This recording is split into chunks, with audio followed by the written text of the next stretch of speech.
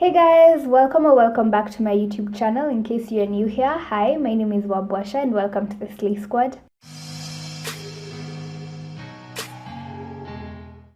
So today I'll be talking about something that is most frequently asked in my DM. Like 6 out of 10 times that a girl is sliding into my DMs, it will be because she wants to buy a foundation and she really doesn't know how to go about it. So today I'm going to try and take you guys through some easy steps that can help you be more comfortable when you're going to buy foundation so that you can get one that matches your skin perfectly. So the first thing that you need to know before you go out and buy a foundation is your undertone, and there are basically 3 types of undertones. There is warm, cool, and neutral, and out there on the internet there are so many tips and tricks as to how you can figure out where you lie. But I think my favorite one is to do with jewelry. So often if you look good in gold jewelry or you prefer gold jewelry, then most likely you have warm undertones. If you look good in silver jewelry, then you have cool undertones. But there are people who look good in both gold and silver jewelry, then most likely you are neutral. I link down below a video where it gives you a list of things that you can also check for yourself to find out where you lie. It's also important for you to know your undertones so that you can be able to look out for keywords when you're buying foundation. So more often than not, when you see something that has like something golden foundation, that's usually for people with warm undertones. If you see something like beige, that's usually more of cool undertones.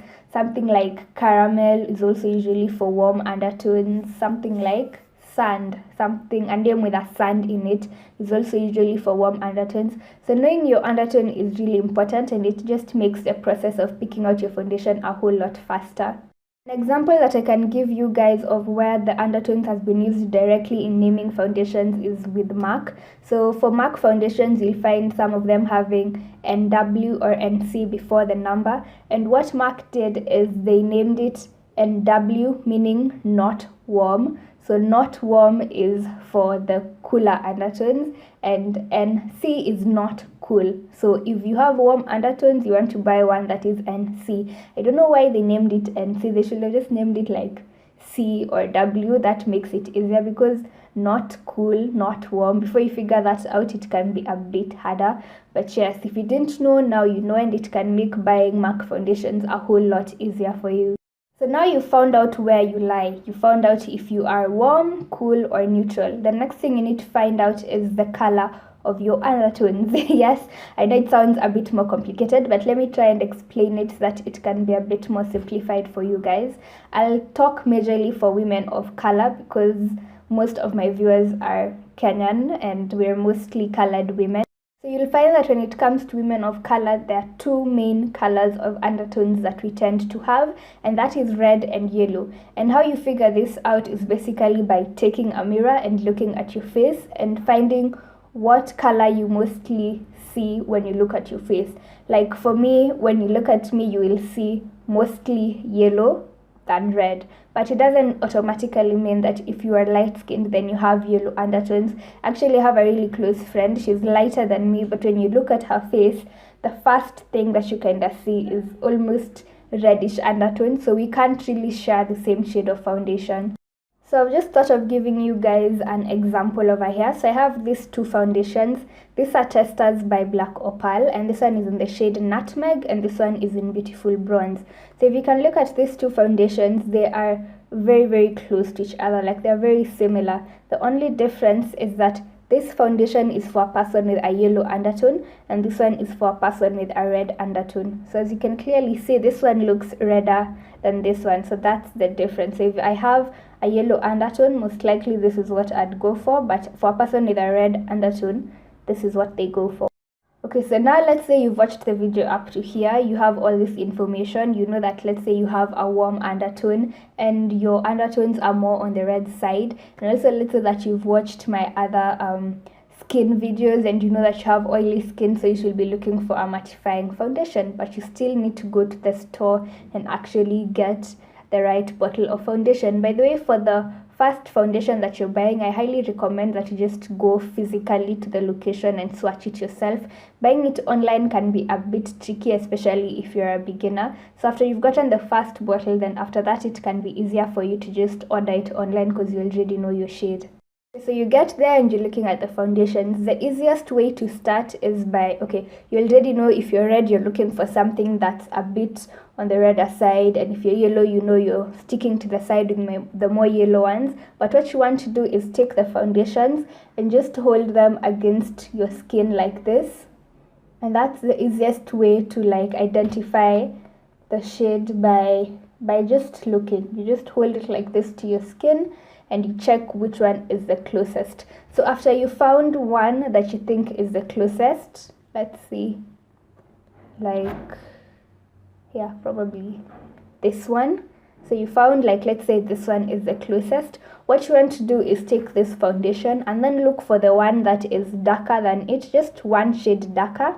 And you also want to go on the lighter side and pick one that is one shade lighter than the one that you think is your shade. Then what you want to do is take these foundations and put them on your jawline. You want to avoid this area right here because this area of the face tends to be lighter, and that's why we usually highlight that area of the face after we've put on foundations. So you want to take the foundation and then just swipe it here on your jawline. I like to go like from here all the way down like this, that I can also see how close of a match it is with my neck. So after you've done this, you also want to make sure that you're blending in the foundation. This way you'll be able to see which one kind of disappears. The one that is your shade will like seem to disappear and you won't be able to just tell like, there is where I've put the product. All the others you'll be able to see a slight difference. I almost forgot to mention one more thing. So you've gotten your 3 shades of foundation, you've put them on your skin, you've blended out, and you think you have the perfect shade for your skin. Actually, don't buy it just yet. Go outside into natural lighting. That's assuming that the store you're buying your makeup doesn't have like maybe a big window that lets in natural light. Leave the mall, get out completely, use a mirror or something, and make sure that it really matches your skin. Because if you look at even the example that I've done for you guys, the darkest foundation looks as if it almost matches my skin because of the artificial light that I have in front of me. But when I look at it in front of my mirror, you can clearly see a red blob right there. So you definitely want to use natural lighting to find your foundation shade. So I have one last tip for you guys, and this one is for those guys who are really pressed and they just want to make sure that when they're spending their coin, they're getting a foundation that they will really love. So you can do this with many different brands of foundation. Let's say you do the 3 stripes with a MAC foundation, a Maybelline foundation, a Floma foundation, and you've gotten 3 of those that are your perfect shade. So what you want to do is take those 3 and then you can put them on the back of your hand. Take a picture when you've put them at the back of your hand, then leave the store and go about your day. So throughout the day, you'll see how the foundation behaves at the back of your hand. And why doing this can be a bit important, it's because some foundations tend to oxidize. So you know you'll have put it, and by the end of the day when you're comparing your before and after pictures, you'll find that one foundation might have maybe oxidized, and this may influence your decision on whether or not you want to buy it. Some foundations also dry darker. So you've put it when you were checking, it hadn't really dried. I cannot speak. It hadn't really dried completely. So you'll find that at the end of the day, when you're checking the swatches you have on your hand, it looks a bit darker. And this is something that happened a lot with the Fenty foundations. A lot of people say that they had to go a shade lighter because when they put the shade that they thought matched them completely, as soon as it dried, they found that it was a shade darker. So yes, this is just really important. And then you can also see how the foundation just looks throughout the day. That's it for this week's video. I hope you guys really enjoyed the video. I like doing such videos because I feel like I'm actually passing out knowledge and you guys are learning something. So if you have any more questions, feel free to leave them down below in the comment section and I'll try my best to reply to everyone. Don't forget to like, comment, share, and if you're new to this channel, please subscribe down below for new videos every Mondays and Thursdays. Always remember to work hard and have good intentions. Until next time, bye.